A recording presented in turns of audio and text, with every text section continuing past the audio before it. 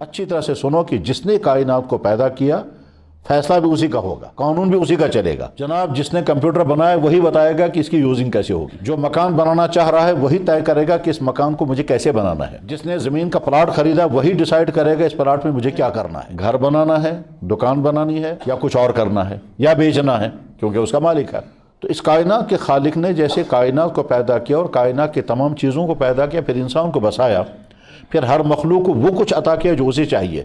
اڑنے والے پرندے کو کے لیے اڑنے کا سسٹم وہ اسے دیا، پانی میں تیرنے والے جانور کے لیے تیرنے کا سسٹم وہ اسے دیا، زمین پر چلنے والے جانور کے لیے جو کچھ ہونا چاہیے وہ اسے دیا۔ ہر مخلوق کی غذا کا ویسا ہی انتظام کیا ہے جیسے اس کی باڈی کا تقاضا ہے۔ جنگلی جانوروں کا معدہ ویسا بنایا جو جنگلی چیزوں کو ڈائجسٹ کر سکیں گے۔